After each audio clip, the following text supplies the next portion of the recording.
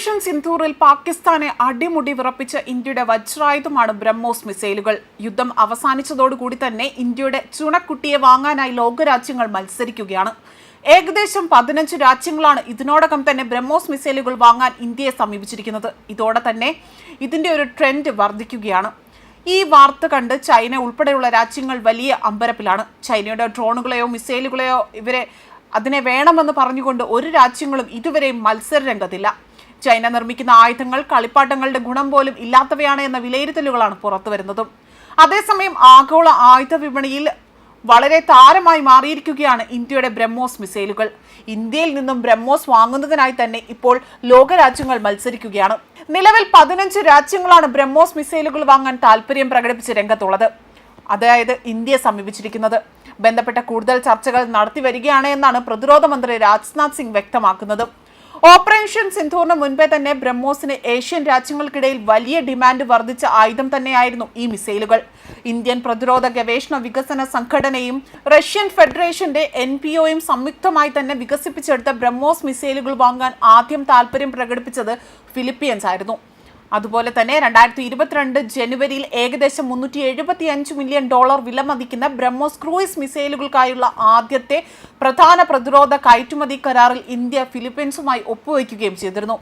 കരാർ പ്രകാരമുള്ള ആദ്യ ബാച്ച് 2024 ഏപ്രിലും രണ്ടാമത്തേത് 2025 ഏപ്രിലും വിതരണം ചെയ്തു.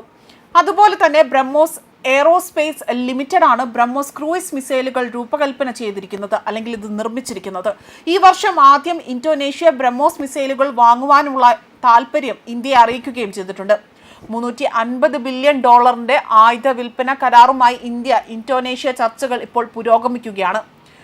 സുഖോയ് Su-30 MKM അതുപോലെ തന്നെ ഉള്ള യുദ്ധവിമാനങ്ങൾക്കും കെഡ ക്ലാസ് യുദ്ധ കപ്പലുകളുമായി ഉപയോഗിക്കുന്നതിനാണ് ഇന്തോനേഷ്യ ഇന്ത്യയുടെ ബ്രഹ്മോസ് മിസൈലുകൾ വാങ്ങുന്നത്. ഇതോടൊപ്പം തന്നെ മലേഷ്യയും വിയറ്റ്നാമും ബ്രഹ്മോസ് മിസൈലുകൾ വാങ്ങുന്നതിനുള്ള ചർച്ചകൾ തുടരുന്നുണ്ട്. തെക്കുകിഴക്കൻ ഏഷ്യയിൽ നിന്നും തായ്ലാന്റ്, സിംഗപ്പൂർ എന്നീ രാജ്യങ്ങളും ബ്രഹ്മോസ് മിസൈലുകൾ വാങ്ങുന്നതിനായി ഇന്ത്യയുമായി ചർച്ചകൾ നടത്തി വരികയാണ്. അതേസമയം ഓപ്പറേഷൻ സിന്ധൂറിന് പിന്നാലെ തന്നെ മധ്യപൂർവേഷ്യൻ രാജ്യങ്ങളും ലാറ്റിൻ അമേരിക്കൻ രാജ്യങ്ങളും അടക്കം ബ്രഹ്മോസ് മിസൈലുകൾ വാങ്ങുന്നതിനായി തന്നെ മത്സരിക്കുകയാണ്. അതിന് ഇന്ത്യയെ സമീപിച്ചതായ റിപ്പോർട്ടുകൾ പുറത്തുവരുന്നുണ്ട്. ലാറ്റിൻ അമേരിക്കൻ രാജ്യങ്ങളായ ബ്രസീൽ, ചിലി, അർജന്റീന, വെനസ്വേല എന്നിവയാണ് ഇന്ത്യയിൽ നിന്നും ആയുധങ്ങൾ വാങ്ങുന്നതിനുള്ള ചർച്ചകൾ നടത്തി വരുന്നത്.